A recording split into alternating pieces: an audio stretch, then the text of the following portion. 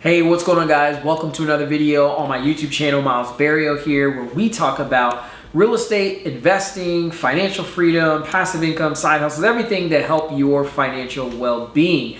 Today, we're actually going to be talking about how you can find out someone's mortgage balance. Now, I know this seems a little interesting, like, why would you want to find out someone's mortgage balance? And hey, this is a channel about real estate investing, and one of the strategies that you can leverage investing in real estate is buying real estate subject to its existing mortgage. So what that means is if a property already has debt or mortgage on the property, you can actually buy that property, meaning the deed gets transferred over. You actually have ownership of this property without actually having to pay off the debt or pay off the mortgage. You can actually start making the payments on the seller's behalf or the homeowner's behalf. Now, this doesn't mean that you're assuming the loan. So just want you guys to understand, those are two completely different things. You are not assuming the debt. You are making the payments on their behalf. Technically, the seller is still responsible for that mortgage. And this isn't a subject to video. We'll dive more into that in another video. But I just want you guys to kind of understand, if you are buying a property subject to, and you already understand buying a property subject to, how do you find their mortgage, right? How do you find what's on their, how much do they owe on their mortgage balance? Well, the first one seems a little obvious, but you'd be surprised people don't realize it's just having a conversation with the seller and figuring out, hey, how much do you owe on your mortgage? Just ask them, how much do you owe on your mortgage? Now, the reason I say this is because I work with all kinds of people all across the country buying real estate and utilizing this strategy subject to, and sometimes I'll say, hey, do you know how much they owe on their balance? And they're like, no, actually, I don't know yet. And I'm like, man, that's like one of the first things I want to know when I am thinking about, if I'm looking at a real estate deal, one of the very first things is whether or not this property has debt or whether it doesn't.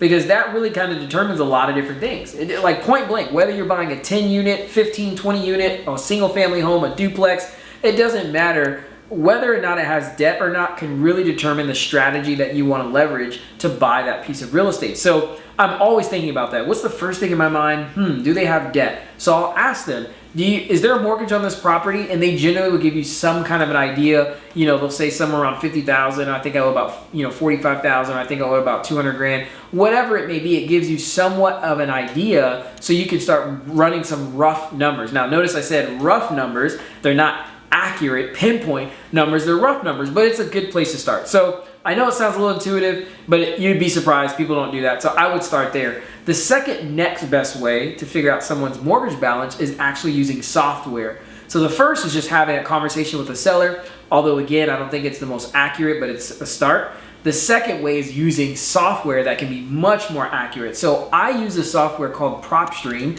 and just seriously, this is not like an ad for PropStream. I literally use PropStream all of the time. I found my family, our house, our primary residence, I found off market. Actually, one of my students found off market utilizing PropStream, and we went over the deal together. I bought our primary residence from one of my students, and they leveraged PropStream because that's what I use as PropStream as well. Every property I've bought has been, up until this point, on PropStream. So it doesn't mean you can't find good deals off the on market or through other sources, but I use PropStream all the time. Now, if you want to know a little bit about PropStream, here's kind of really what's cool. Not only can you find out people's mortgage balance, they'll show you that, but it'll show you even linked properties. That's what I love about PropStream. It's so I don't even comprehensive. I mean, there's so much on PropStream. Like, I can basically figure out if a seller or a homeowner owns a property but isn't occupying it, so maybe they have a tenant because it's occupied but it's non-owner occupied,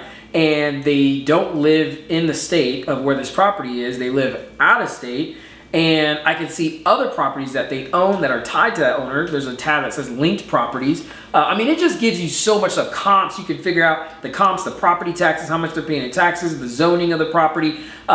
Just all kind. The mortgage transaction history, that I love to see, because that a lot of times, there was a deal I was looking at, I don't even remember, I think it was a couple of days ago, so actually, kind of a long story, but long story short, I was on the phone with a guy because he had a mortgage on his property, and the mortgage interest rate was 2.75. Guys, we are in an high interest rate market right now at 7%, 8%. If you're watching this video, at the time of this video, it's like January 23rd. 2023. And if anyone knows, January of 2023, I mean, very high interest rates. And this guy's mortgage was at like 2.75. So why on earth would I want to pay off that mortgage? All day I would want to buy that property subject to. Just make the payments on his behalf. I want to buy that property subject to the existing mortgage because I could keep a mortgage that's already there, that's already in place at 2.75. And that, again, kind of ties into why you might want to know someone's mortgage balance because of a strategy like this called subject to. I mean, that's the beauty of subject to. You can buy real estate with debt that was basically placed on the property years ago at rates that you definitely can't find today, right? I mean, if you're buying property today, it's going to be a long time before we see 2.5% or 3% interest rates. So anyway, PropStream is really, really amazing. And if you want to try it out, you can definitely try it out. I have a link in the description. But PropStream is a really, really great way for you to find out what someone owes on their mortgage because it'll show you, it'll say how much, it'll give you an estimate. Now, again, you want to take it with a grain of salt. I understand technology. As much as I love technology, I think it's amazing. It's never perfect. We all know that. But I would say probably about 80 to 90% of the time, PropStream is going to be pretty accurate on not only the fact that they have a mortgage, but even, you know, how much they might owe on that mortgage. So I would leverage PropStream. So again, number one, just talk to the seller, ask them, hey, what do you owe on that mortgage? You get a rough idea, get some rough estimate if you're just kind of in a quick trying to figure out an idea of, you know, what's going on with this property, if it's a, you know, maybe a deal to really pursue or not. But then the second thing is pull up PropStream. Get PropStream, guys. If you don't have PropStream, go get it. Just go to the link, get it. It's going to be super worth it, especially finding off-market deals and things like that. But the next thing that I want to share with you guys, for you to be able to accurately find out what someone owes on their mortgage. I know, again, this may seem obvious, but I'm doing this video because I have to assume not everyone knows the obvious, and you'd be surprised how many times I get asked, you know, how do I find that mortgage? Or I don't know what, you know, what they owe on the mortgage, so I'm giving it to you right now. You want to ask the seller for their mortgage statement balance. What is their mortgage statement? You can see the balance on the mortgage statement, and you want to ask for that mortgage statement. Now, the mortgage statement is what comes directly from the bank. The bank can provide a mortgage statement. I mean, technically the seller can go online and a lot of times they can pull up, or at least, sorry, they can request a mortgage statement, but you want to get like a mortgage statement balance. And that will give you literally the mortgage, the statement and the balance and, you know, the interest rate and everything directly from the bank. So you know exactly what's going on in this current time. It's an up-to-date document. So you don't want to have them sending you a mortgage statement, you know, from, I don't know, 2, 3, 4 months ago. You want a current mortgage balance, mortgage statement that shows what is left on that balance, you know, what is that interest rate, what are those mortgage payments. You want the whole 9 yards, and it comes directly from the bank. Now, here's a little tip for you guys. You can request a mortgage balance or a mortgage statement from the bank to show, you know, how much is owed on that balance. Like right now, today, you know, usually when you request it, it's good for a certain amount of time, like 2 weeks or a week or whatever, or a month. So you can get a current up-to-date mortgage balance, but you're going to be waiting on the seller to provide that, or at least to request that and to get that information. But a little bit of a workaround is you can actually have the seller or the homeowner sign what's called a borrower authorization form. A borrower's authorization form. And what that allows for you to do is it allows you to go directly to the bank and say, hey, look, the borrower, the homeowner and the seller, the borrower though, of who's on the mortgage, which by the way, let me make sure this is clear. Whoever is on the deed doesn't actually necessarily mean that's who's on the mortgage. So you want to make sure that the borrower, and that's why it's called a borrower's authorization form. You want to make sure that yes, you understand who is the owner of this property, but you want to really understand who is actually on the mortgage, who took out the mortgage on the property, because they could actually be two completely different people. And you want to make sure that you are getting the borrower's authorization form signed by who's on the mortgage, not just who's on the deed. But getting that document signed, you could present that to their lender, and you can actually work directly with the lender. You don't have to wait on the borrower, because the borrower signed an authorization form authorizing you to have personal information from the bank about this mortgage, because that's what's going to happen. A lot of times, you know, I hear people trying to do subject to deals, and they're trying to work with them on the bank, especially if they're in foreclosure and they, you know, time is ticking and they're really trying to make something happen, but the bank's not trying to share any information. They're not going to give you any personal information on the borrower or the mortgage because you don't have authorization. So you got to get this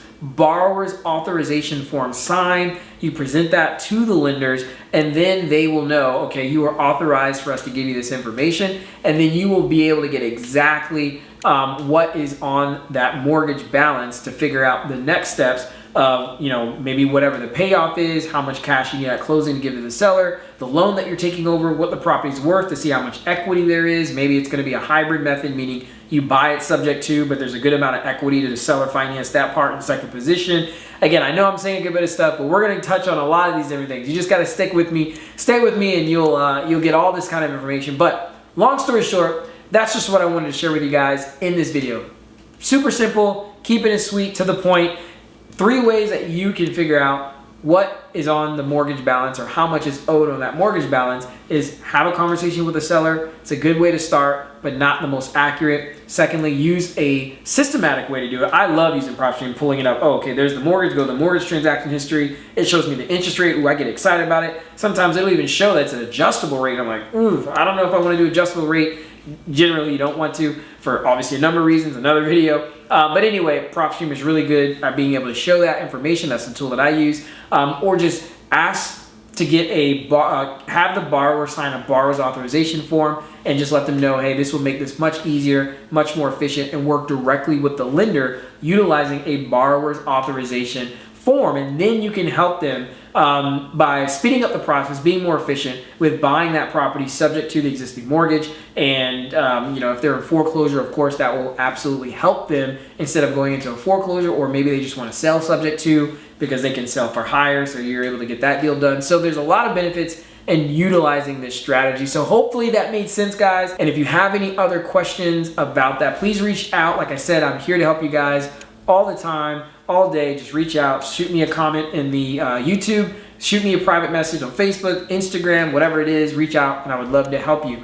Also, don't forget to subscribe. I know I have to tell you guys, please subscribe to the channel, and I'm excited to bring you guys more information, more content, all the things that I can share with you guys to help you in your business. You can see, you're gonna be able to just sit down and just go through every video. And I'm gonna try to make these videos not super long, like an hour or 40 minutes. Like, dude, that's kind of crazy. I just want to give you guys really straight to the point nuggets, 10 minutes, 15 minutes, 20 minutes, and really give you guys some value. So hopefully that was some value. If it was, please subscribe, share it with someone else, and I'll check you guys out in the next video.